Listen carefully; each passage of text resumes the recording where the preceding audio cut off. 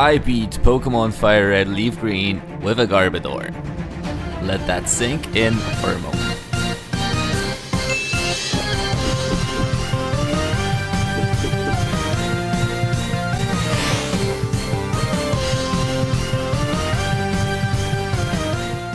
First of all, let me say this.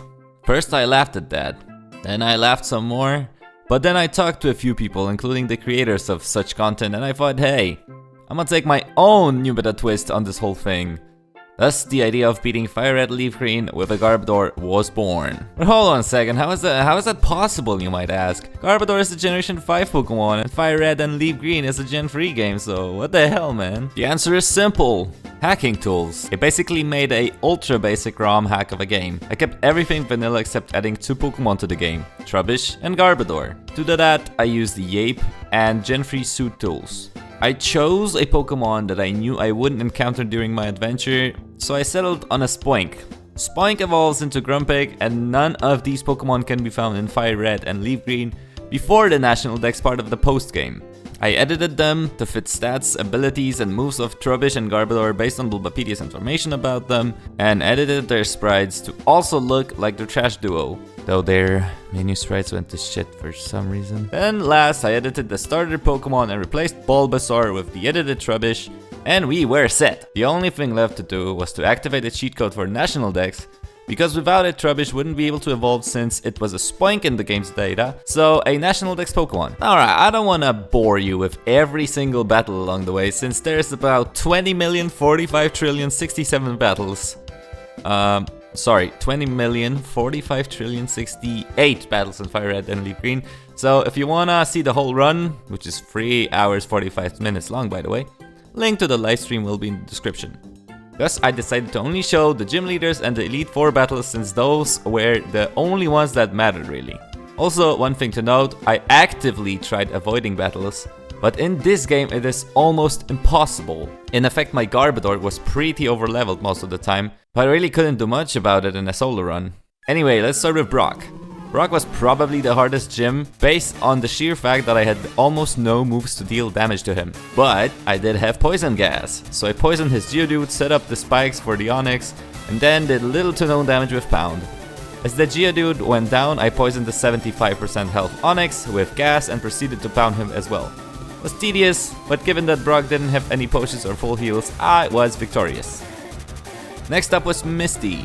Her Staryu didn't live a single sludge of mine, but her Starmie opened up with a juicy crit and was able to live 2 sludges. We were able to poison it with the side effect of sludge though, so when she used Super Potion we still had her on a timer. While at red health we risked it for the biscuit, knowing that only a crit would kill us, and yeah, she got a crit. I considered reloading the save to go into this battle again, but I saved kinda far away, so I was forced to continue.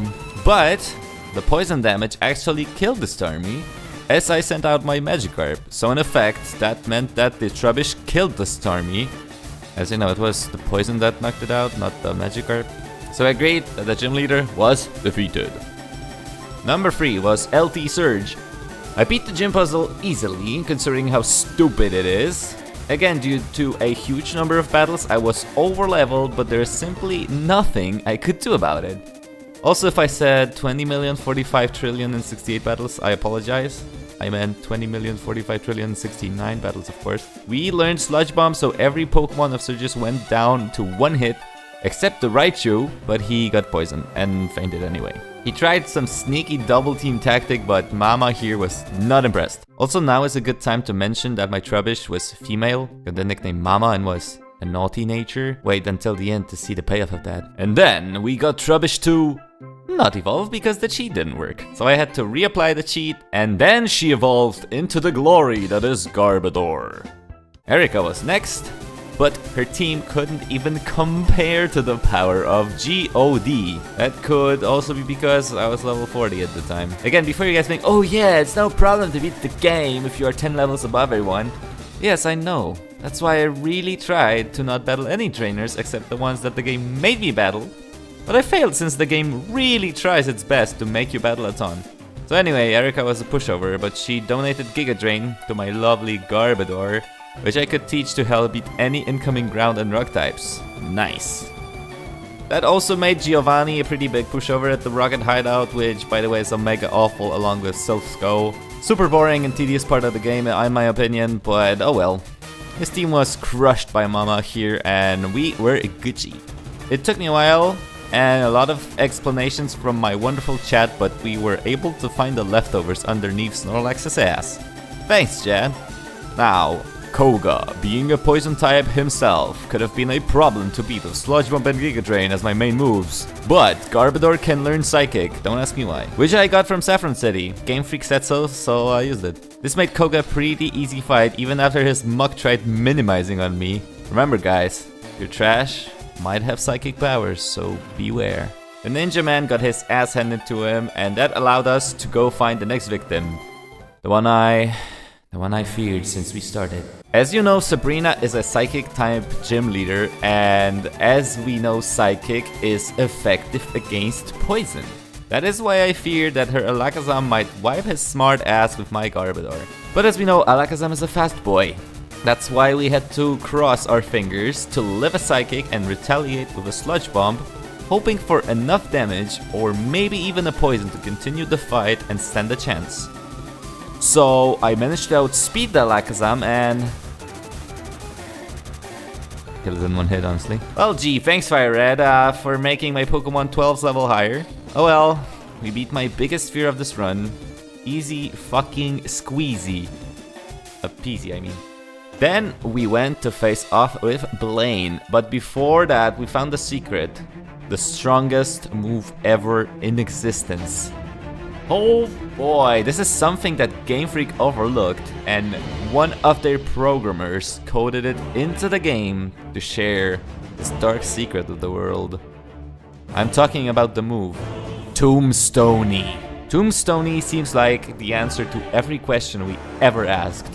Guys, believe in Tombstoney, praise Tombstoney, hope that Tombstoney comes and saves us all. Well anyway, Blaine was kinda easy. Biggest problem being the 2 intimidates that his Growlithe and Arcanine put on me. His Arcanine also did a good damage with the Fire Blast, to be honest. So all in all, the battle went somewhat smoothly, posing a bigger challenge than Sabrina, but we got the badge no problem. Garbodor annihilates everyone so far. But up next was Giovanni, the ground type leader, another weakness of Garbodors. His Rhyhorns died to my Giga Drains. I'm still unsure why the second one is a Rhyhorn and not a Rhydon, but oh well. The problem of course was the Nidos, since they lived my Psychics and were able to go for Earthquakes on me.